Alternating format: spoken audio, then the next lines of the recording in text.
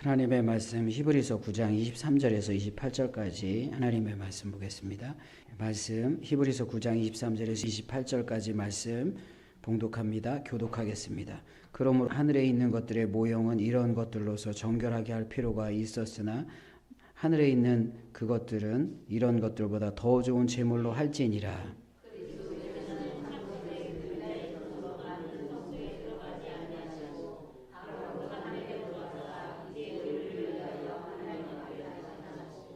대제사장이 해마다 다른 것의 피로써 성소에 들어가는 것 같이 자주 자기를 드리려고 아니하실지니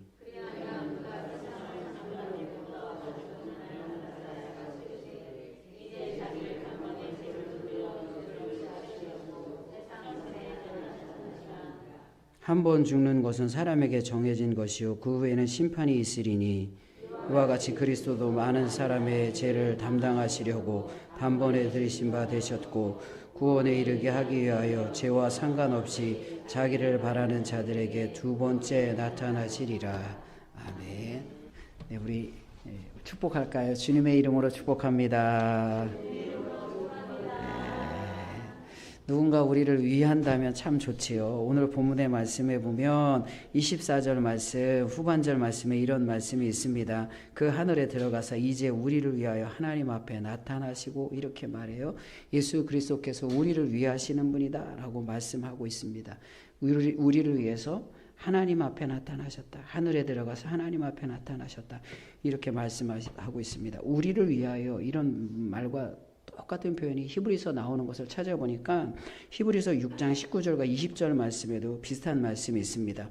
우리가 이 소망을 가지고 있는 것은 영혼의 닷 같아서 튼튼하고 견고하여 휘장 안에 들어가나니 그리로 앞서가신 예수께서 멜기세덱의 반체를 따라 영원히 대제사장이 되어 우리를 위하여 들어가셨느니라 이렇게 말해요. 그러니까 하나님의 지성소에 들어가는데 하나님께서 그 지성소에 들어가신 이유가 우리를 위해서 들어가셨다 이렇게 말합니다. 지성소 안에 우리가 들어갈 수가 없습니다. 접근할 수가 없는 겁니다. 그러나 대제사장인 예수 그리스도로 말미암아 지성소 안에 들어갈 수 있습니다. 하나님을 만날 수 있고 주님이 임재가 있는 그곳에 하나님의 얼굴을 볼 수 있습니다. 이것이 우리를 위한 예수 그리스도의 은혜입니다.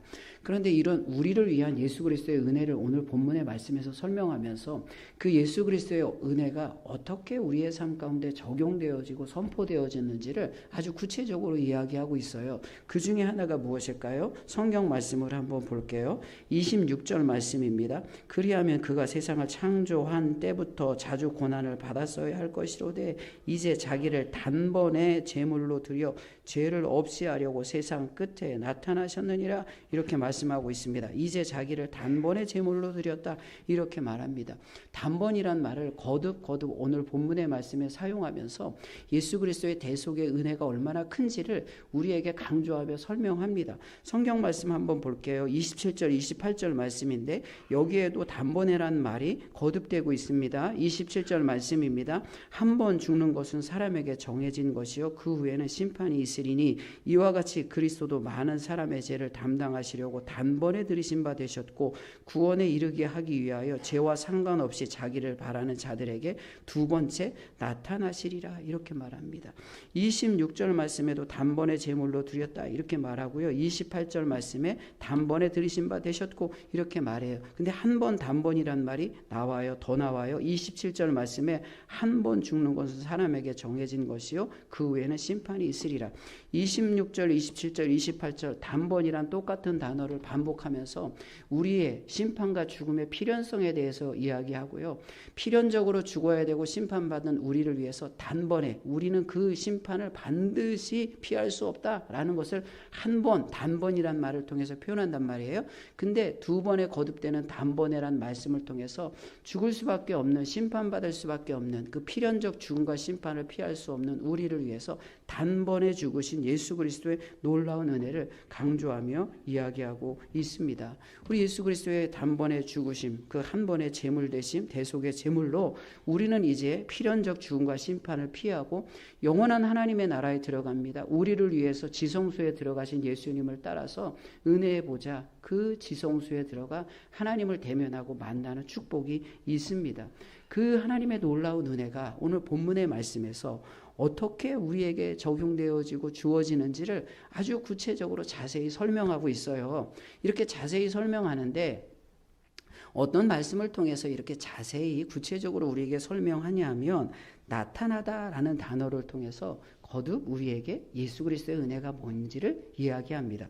24절 말씀, 본문의 말씀 24절 말씀에도 하늘에 들어가서, 후반절 말씀에 보면 하늘에 들어가서 이제 우리를 위하여 하나님 앞에 나타나시고 이렇게 말해요. 그리고 26절 말씀에도 세상 끝에 나타나셨느니라 이런 말씀이 있고요. 28절 후반절 말씀에도 죄와 상관없이 자기를 바라는 자들에게 두 번째 나타나시리라 이렇게 말합니다. 나타나신다, 나타나신다, 나타나신다. 거듭 이야기합니다. 예수님은 숨은 분이 아닙니다. 숨어 계신 분이 아니에요. 정말 애써 예수님을 찾기 위해서 숨은 그림을 찾듯 예수님을 찾아야 비로소 발견할 수 있는 분이 아니에요. 그런 진리가 아니라고요. 예수님은 명확하고 분명합니다. 성경을 통해서 계시되어졌고요. 예수님의 삶을 통해서 그 은혜가 무엇인지를 명확하고 분명하게 보여줘요. 그래서 오늘 본문의 말씀은 나타나신다, 나타나신다, 나타나신다 이렇게 말합니다. 나타나시는 예수님을 만나야죠. 그분을 바라봐야죠. 예수님 앞에 우리도 나타나야 되지요. 예수님은 나타나시는데 우리는 숨어 있어요. 마치 숨은 그림을 찾듯 예수님을 찾으려고 애써야 된다고, 그게 신앙이라고 착각하면 안 돼요. 아주 명석한 사람, 아니면 센스 있는 사람, 감각이 있는 사람, 눈치 있는 사람만 예수님을 발견하는 것이 아니라 늘 누구에게나 예수님은 나타나십니다. 여러분의 삶의 현장에 나타나시고요. 우리의 장소와 시간 가운데 예수님은 나타나시사 우리와 함께 하시는 거예요. 이런 예수님, 나타나시는 예수님이 우리를 위하는 예수님이십니다. 그래서 우리도 숨지 말아야 돼요. 하나님 앞에 나타나고 예수님 때문에 나타날 수 있거든요. 하나님 앞에 나타날 수 있어요. 그럼 우리도 신앙생활할 때 숨지 말고 자꾸 나타나야 돼요. 예배의 자리에 나타나고 봉사하는 자리에 나타나고 하나님께 영광 돌리는 자리에 나타나야 되는 것입니다. 그러면 오늘 본문의 말씀에 세 번에 걸쳐서 거듭 나타나다 나타나다 나타나다라는 말이 나오는데 사실은 다 같은 단어는 아니에요. 그러나 의미는 같습니다. 나타나다라는 다른 단어의 반복을 통해서 나타나는 것이 어떤 은혜인지를 우리에게 구체적으로 설명해요.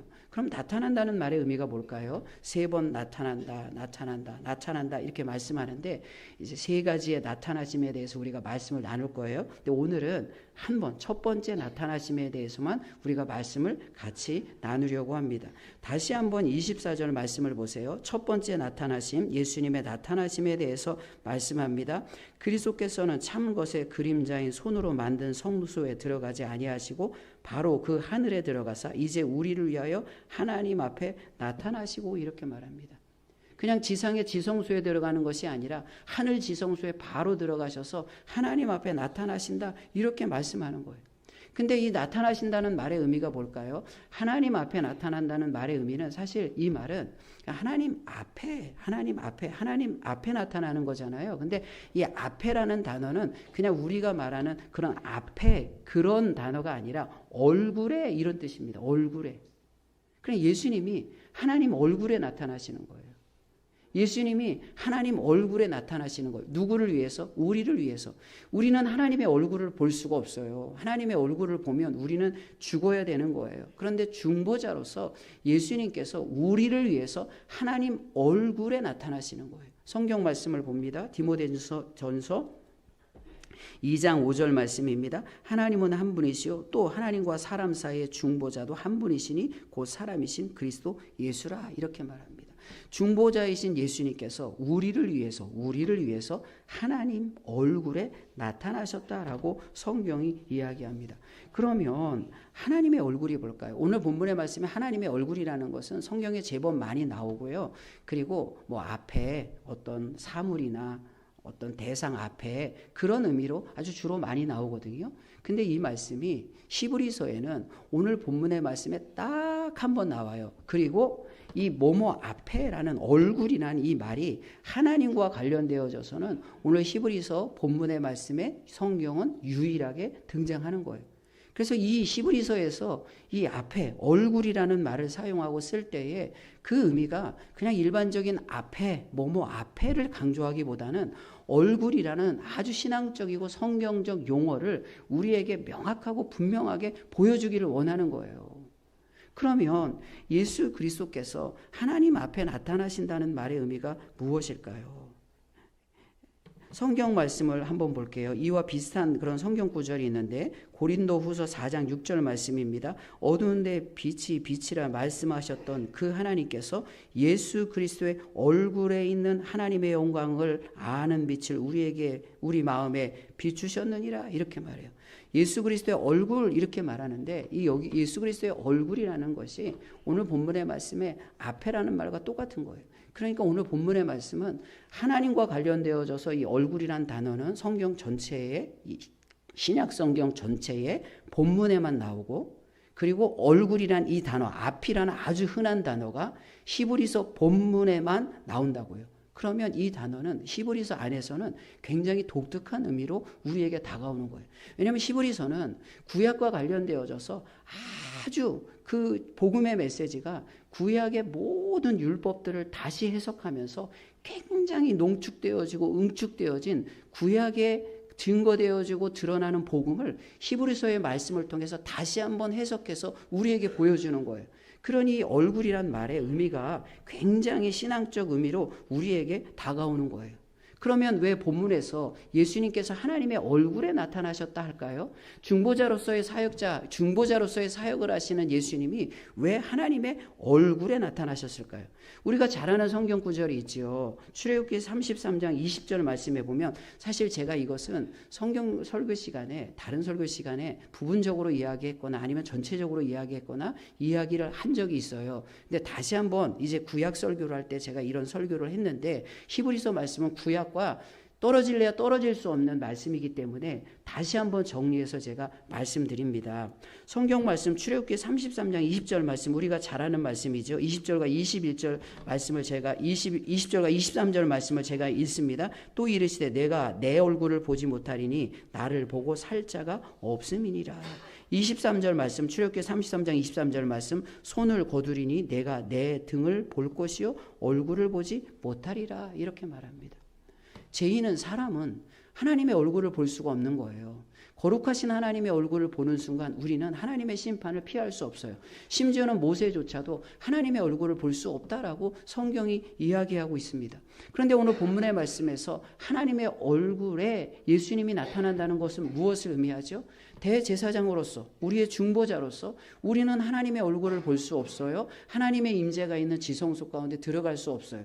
그러나 예수님께서 대신 우리를 위해서 지성소에 들어가시고 하나님의 얼굴에 나타나십니다. 그 얼굴에 나타나시는 예수 그리스도의 그 단번의 죽으심, 예수 그리스도의 대속의 은혜로 말미암아 우리는 이제 지성소에 들어가 우리도 하나님의 얼굴에 나타날 수가 있는 거예요. 예수 그리스도의 그 은혜를 의지해서 하나님의 얼굴에 나타나는 축복을 누리는 거예요. 이게 천국에 들어가는 것이고요. 예배의 자리에 있는 것이고 은혜의 보좌 앞에서 주님이 주시는 모든 축복을 누리는 축복의 백성으로 우리가 살아가는 거예요. 더 이상 우리는 하나님을 만날 때 심판주로 만나지 않아요. 하나님을 대변해 볼 수가 있어요. 이런 말씀을 구약의 중요한 사건과 관련되어져서 제가 여러 번 설교 말씀을 드렸지요. 어떤 사건이 있죠? 야곱의 사건, 브니엘의 사건은 이런 놀라운 하나님의 은혜를 우리에게 보여주는 아주 구약의 복음의 그런 이 은혜의 그런 이 엑기스가 담겨져 있는 엄청나게 중요한 사건이에요. 성경 말씀을 볼게요. 창세기 33장 10절 말씀입니다. 야곱이 이르되 그렇지 아니하니이다. 내가 형님의 눈앞에서 은혜를 입었사오면 청하건대 내 손에서 이 예물을 받으소서. 내가 형님의 얼굴을 배운즉 하나님의 얼굴을 본 것 같사오며 형님도 나를 기뻐하심이니이다. 이렇게 이야기합니다. 내가 형님의 얼굴을 보니까 하나님의 얼굴을 보는 것 같아요. 이렇게 말한다고요. 이 말씀 제가 어떻게 드렸죠? 일반적으로 설교를 할 때 이거는 에서에게 좀 아부성의 발언이다. 그런 이야기로 이 설교를 전하는 경우가 많아요. 물론 크게 틀리지 않을 거예요. 근데 여기에서 이제 이 약복강의 사건을 이야기할 때 가장 많이 나오는 단어는 뭐냐 하면 얼굴이란 단어예요. 브니엘도 분이엘도, 분이는 얼굴에서 온 단어, 얼굴이란 말이고 엘은 하나님의 얼굴이거든요. 분이엘은 하나님의 얼굴이란 뜻이에요. 그 얼굴이란 단어와 더불어 가장 많이 나오는 단어는 은혜라는 말이 굉장히 많이 나와요. 근데 이 야곱이 에서를 볼 때 뭐라고 이야기하냐면, 내가 형님을 만날 때 예물을 막 먼저 보내잖아요. 그러면서 뭐라고 이야기하냐면, 예물로 형님 에서의 감정을 푼 후에 형님을 보겠습니다라고 이야기해요. 형님의 감정을 푼 후에 내가 형님을 만나야 되겠다, 이런 말을 한다고요. 그러면서 예물을 보내요. 근데 형님의 감정을 푼다는 말의 의미가 뭘까요? 얼굴을 예물로 덮는다는 거예요. 얼굴을 예물로 덮는 거예요. 근데 덮는다는 건 뭐예요? 제가 창세기 6장 말씀을 나눌 때 노아가 방주를 만들어요.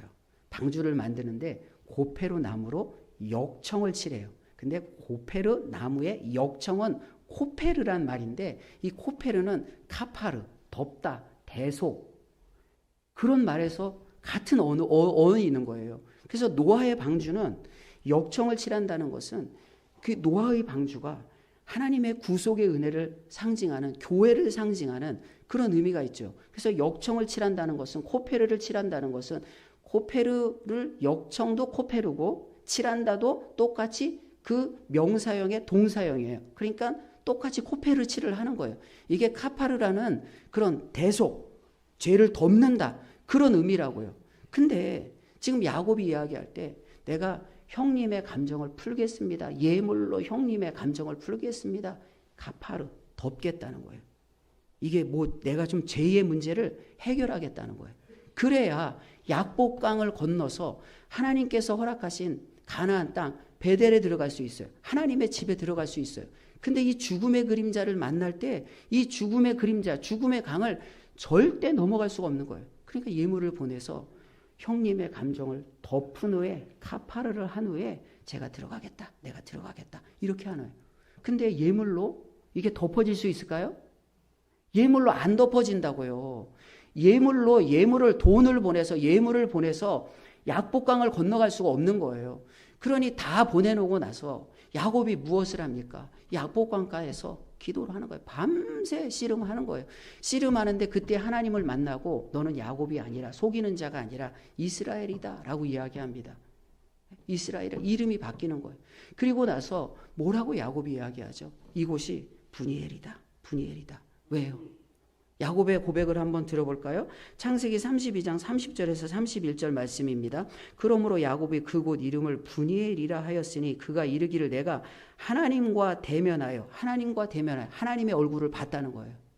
이 분이엘에서 하나님, 얼굴이란 단어가 2번 나와요. 내 얼굴과 하나님의 얼굴이 마주 봤다는 거예요. 하나님과 대면하여 보았으나 내 생명이 보존되었다 함이더라. 그가 분이엘을 지날 때 해가 돋았고 그의 허벅다리로 말미암아 절었더라. 이렇게 말합니다. 무엇을 말해요? 하나님의 얼굴을 보면 죽는 거예요. 근데 분이엘에서 야곱은 하나님의 얼굴을 봤어요. 이것은 무엇을 상징하죠? 약복강, 죽음의 강을 건너서 베델로 들어가는데 예물로, 카파로 덮을 수가 없는데 하나님의 은혜로 덮어진 거예요. 하나님의 은혜로 죄가 덮어지는 거예요. 그래서 속이는 자의 야곱은 죽고 새로운 사람 이스라엘로 거듭나서 죽음의 강, 약복강을 건너는 거예요. 분이엘의 은혜, 하나님의 얼굴을 대면하는 은혜가 있어요. 그래서 하나님의 얼굴을 대면한다. 그런데 내가 살았다. 이것은 무엇을 상징해요? 야곱이 지금 가나안 땅에 들어가 베델은 하나님의 집이잖아요. 그곳에서 하나님을 예배하는 자로 하나님의 집, 지성소 안으로 들어가는 거예요. 근데 그것이 무엇으로 가능하죠? 오직 은혜로 가능함을 이야기하는 거예요. 은혜로만 가능함을 이야기하는 거예요. 은혜로. 그래서 창세기 28장 말씀해 보면 베델에서 야곱이 하나님을 만나요. 야곱을 만나는데 어떻게 그 야곱이 하나님을 만나는 장면을 성경이 설명을 하고 있죠? 천사가 사닥다리에서 오르락 내리락 한다고요. 그 베델. 베델은 어떤 곳이에요? 사닥다리를 통해서 천사가 오르락 내리락 하면서 하나님과의 그런 영적인 길이 열려지는 거예요. 하나님의 얼굴을 볼 수 있고 하나님의 임재를 보는 곳이라고요. 근데 요한복음 1장 58절의 말씀에 보면 예수님께서 나다니엘에게 뭐라고 이야기합니까? 인자 위에 하나님의 사자가 오르락 내리락 하는 것을 네가 볼 것이다 라고 이렇게 이야기한다고요. 근데 나다니엘에게 뜬금없이 인자 위에 내 이 위에 하나님의 사자가 오르락 내리락 하는 거 본다, 이 말을 왜 해요? 도대체 왜 해요? 예수님이 왜 나다니엘에게 그 얘기를 왜 하는 거예요? 그 구약의 그 베델 하나님의 집 지성소 성전이 예수 그리스도의 구원의 사역을 통해서 다시 이 땅에 예수 그리스도의 성전 되심으로 말미암아 다시 세워지고 재건되어지고 다시 우리에게 주어짐으로 말미암아 그 예수 그리스도의 은혜로 말미암아 우리의 삶 가운데 베델이 회복되어지는, 지성소가 회복되어지는, 성전이 회복되어지는 은혜가 있다는 것을 말씀하는 거예요. 그래서 야곱이 에서를 만날 때 내가 형님의 얼굴을 보니까 하나님의 얼굴을 보는 것 같습니다라고 말하는 것은 단순히 아부하는 것이 아니라 죽음의 얼굴이었잖아요. 죽음의 그림자가 다가오고 있잖아요. 죽음의 얼굴이 다가오고 죽음의 그림자가 다가오는데 푸니엘 하나님의 은혜를 경험하니까, 은혜가 임하니까 이 죽음의 얼굴이 죽음의 얼굴과 그림자가 아니라 하나님의 은혜로 바뀌는 거예요. 그래서 우리도 이제 절대 예수 그리스도의 은혜가 아니면 어떻게 지성소에 들어가요? 약복강을 건너서 베델에 어떻게 갈 수가 있어요? 절대 못 가요. 절대 못 가요. 근데 야곱을 택하신 하나님의 은혜. 야곱이 이제 바단 아람에서 라반이 추격해서 오잖아요. 근데 계속해서 추격해 와요. 근데 거기에 돌담을 쌓고 돌 무더기를 쌓잖아요. 여갈 사두다라고 돌 무더기를 쌓고 증거의 무더기를 세우고 나서 너와 나 사이에 언약을 맺어요. 무엇입니까? 이 경계를 넘어서 너 나를 추격 못해. 하나님이 보호하시는 거예요. 사실 약복강과 그 미스바라고 이제 하기도 하는데 그렇게 큰 거리가 아니거든요. 북쪽으로 좀 가거든요. 그 영적 경계를 정하셔서 이 가나안 땅 하나님의 집 베델 이 성소 안에 너희들 못 들어와. 야곱은 이 베델에서 하나님을 예배하는 제사장적 인물이야. 너희들 들어올 수 없어. 딱 막아주는 거예요. 그리고 약복강에서도 분이엘의 은혜를 통해서 딱 경계를 치고 막아주심으로 말미암아 이제 에서는 세겜으로 돌아가는 거예요. 막아주시는 거예요. 이것이 오늘 성경 말씀에 왜 유독 오늘 24절 말씀에 유독 하나님께서 예수님께서 우리를 위해서 이제 지성소에 나타나시는데 하나님 얼굴에 나타나셨다. 자주 쓰는 단어가 아니란 말이에요. 많이 나오긴 하지만 하나님과 관련되어져서는 이 단어가 신약에 안 나오고요. 그리고 히브리서에서는 유일하게 본문에만 나온다고요. 그런데 이 단어를 쓰는 이유가 뭐예요? 이렇게 구약에 담겨져 있는 우리가 하나님의 얼굴을 볼 수 없는데 놀라운 은혜로 하나님을 봅니다. 하나님을 대면합니다. 오직 은혜로만 가능합니다. 이렇게 구약에 예시되어지고 예표되어진 이 복음을 다시 한번 이 얼굴이라는 단어를 통해서 우리에게 알려주는 거예요. 어떻게 우리가 하나님의 얼굴을 볼 수가 있어요? 절대 못 본다고요. 근데 야곱이 실패하잖아요. 야곱이 실패해요. 왜 실패합니까? 이제 약복강을 건넜어요. 베델로 가야 되는데 좀 더 내려가야 되는데 숫곳에서 자기를 위해서 집을 짓고 우리갓을 지었다라고 이야기하는데 우리갓이 사실은 숫곳 똑같은 말이에요. 그리고 세겜으로 옮겨갑니다. 왜 세겜으로 옮겨가죠? 조금만 더 가면 세겜이거든요. 세겜으로 옮겨가요. 왜 세겜으로 옮겨가죠? 거기서도 엘헬, 엘로이, 이스라엘 이렇게 해서 제단을 쌓고 예배를 한다고요. 근데 하나님이 그 예배를 안 받으신다고요. 왜? 자기 집을 지어야 될 사람이 아니라 지금 베델 하나님의 집을 지어야 되거든요. 근데 베델로 가지 않고 하나님이 그 약복강을 건너게 하셨잖아요. 죽음의 강을 건너게 하셨어요. 에서의 죽음의 얼굴을 볼 때 하나님의 얼굴을 보여주셔서 죽음의 그림자가 물러가게 하셨단 말이에요.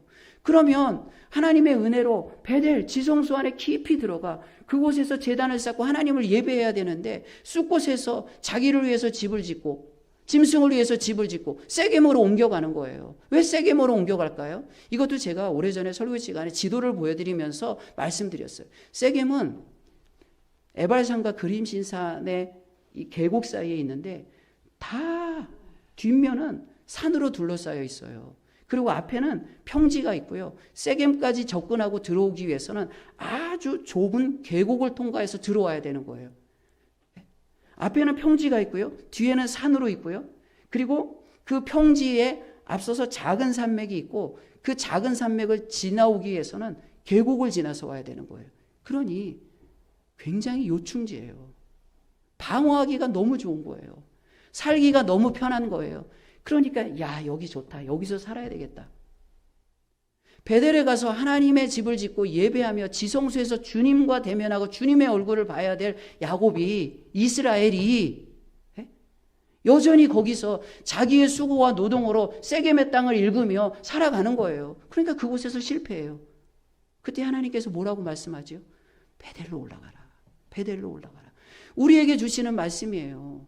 예수님을 통해서, 우리를 위하신 예수 그리스도를 통해서, 하나님 얼굴에 나타나신 예수님을 통해서 우리는 이제 베델로 갈 수 있다고요. 하나님의 집에 갈 수 있다고요. 예배의 자리에 설 수 있다고요. 은혜의 보좌 앞에 설 수 있다고요. 그런데 우리가 그 예배의 자리 베델에서 제단을 쌓아야 되는데 우리가 숲곳에 나를 위해서 집을 짓고 짐승을 위해서 집을 짓고 거기서 조금 옮겨가서 아주 요충지 요새가 되는 곳에 나를 위해서 집을 짓고 거기에서 자기의 수고와 노동으로 살아가요? 그냥 좀 아쉬우니까 그냥 제단 쌓고 예배를 흉내내요? 그럼 실패한다는 것을 보여주고 있는 거예요.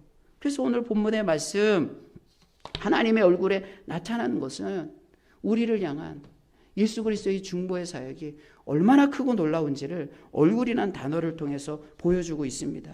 성경 말씀을 한번 볼게요. 요한계시록 22장 1절에서 5절까지 말씀인데 제가 천천히 말씀을 읽을게요. 또 그가 수정같이 맑은 생명수의 강을 내게 보이니 하나님과 및 어린 양의 보좌로부터 나와서 길 가운데로 흐르더라. 강 좌우에 생명나무가 있어 12가지 열매를 맺되 날마다 달마다 그 열매를 맺고 그 나무 잎사귀를 만국을 치료하기 위하여 있더라. 다시 저주가 없으며 하나님과 그 어린 양의 보좌가 그 가운데 있으리니 그의 종들이 그를 섬기며. 이거 뭘 이야기하죠?